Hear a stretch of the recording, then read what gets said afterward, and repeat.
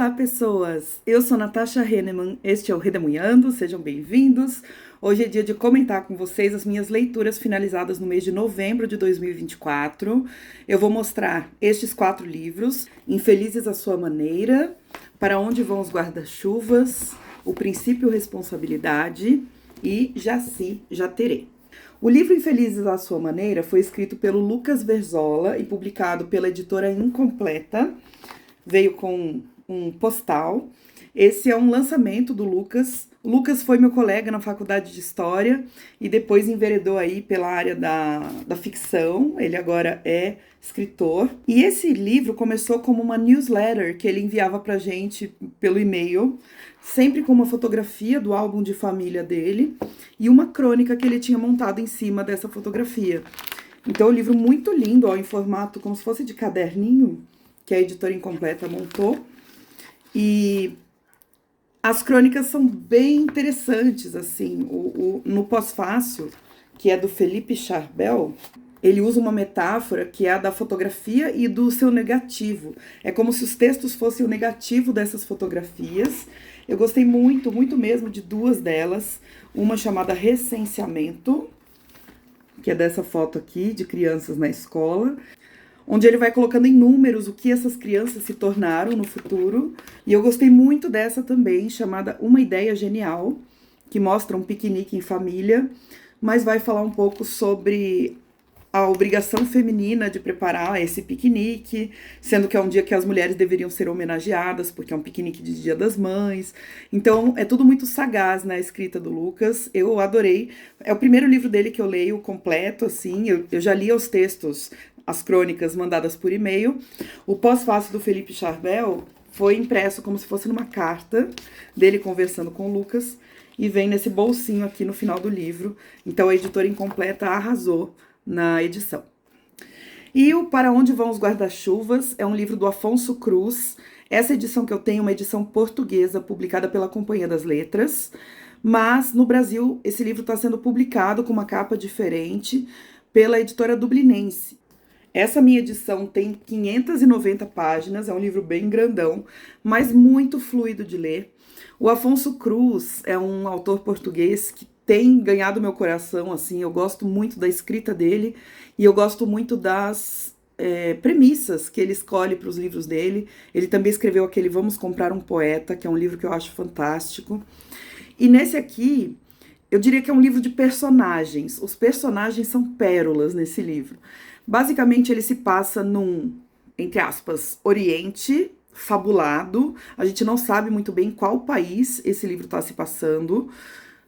Tem elementos indianos, tem elementos iraquianos, tem elementos do norte da África, então fica tudo um pouco nebuloso ali em relação ao lugar. Em relação à época também não é super bem marcada, mas a gente sabe que é mais ou menos nos dias atuais, porque tem carros esportivos, por exemplo, e conta a história de uma família muçulmana e personagens que orbitam ao redor dessa família.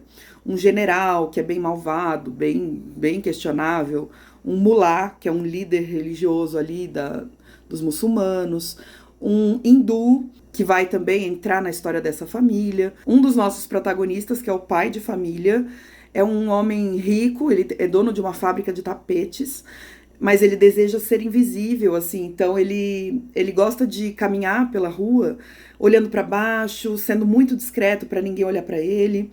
E a esposa dele é o oposto dele. A esposa dele é totalmente livre, assim. Ela anda com os cabelos soltos, como se fossem pássaros fora da gaiola. Essa imagem é muito bonita. E por isso ela acaba sendo mal vista por parte da sociedade, né? O primo dele é mudo e fala com as mãos, mas ele fala de um jeito super poético. Então, um livro, assim, maravilhoso. Quem puder, leia. Quem gostar de aventuras desse tipo, leia. É uma aventura familiar, vamos dizer assim, mas como eu disse, o forte desse livro não é o enredo, na minha opinião, são as personagens. Você vai se apaixonar por esses personagens, é daqueles que você começa a ler o livro e você já sabe que no final você vai ficar sentindo saudades desses personagens. O Princípio Responsabilidade é um livro que está na minha lista dos 40 de não ficção para ler antes dos 40, é um livro de filosofia e é um livro de filosofia nível hard. Ele é bem filosófico no sentido de, na estrutura do livro, ele apresenta uma ideia no primeiro capítulo, e nos capítulos seguintes, são 6 capítulos no total, o autor vai montar uma argumentação bem pesada para justificar a sua tese e vai ficar definindo conceitos, rebatendo contra-argumentos. É bem pesado aí no sentido técnico, filosófico da coisa. O que é esse princípio responsabilidade? É um conceito de que a humanidade atinge um nível de desenvolvimento tecnológico muito poderoso e também muito perigoso. A mesma tecnologia que nos torna muito poderosos é perigosa para a própria vida na Terra, não só para a vida humana, mas para a vida de todos os seres que aqui habitam. Isso significa que agora a gente precisa de uma nova ética, porque a ética, como o campo da filosofia, ela pensa sobre o que é certo, o que é errado, o que é bom, o que é ruim, que tipo de ação você pode tomar que é boa. E por muito tempo a ética ou os princípios éticos que outros filósofos propuseram foram muito ligados ao momento, ao tempo de vida da pessoa.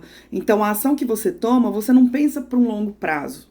E o Hans Jonas, que é um filósofo alemão, esqueci de falar, ele vai dizer que a partir desse momento em que as tecnologias se tornam muito ameaçadoras na nossa época, nós precisamos pensar num tipo de ética que ultrapasse os nossos tempos de vida. A gente tem que tentar garantir que os seres humanos continuem existindo, os seres humanos e a vida na Terra também. Então a gente passa a ter uma responsabilidade para além do próprio indivíduo. É uma responsabilidade em relação a todo mundo e principalmente em relação às gerações futuras. É sobre isso que esse livro vai argumentar e vai apresentar esse princípio ético.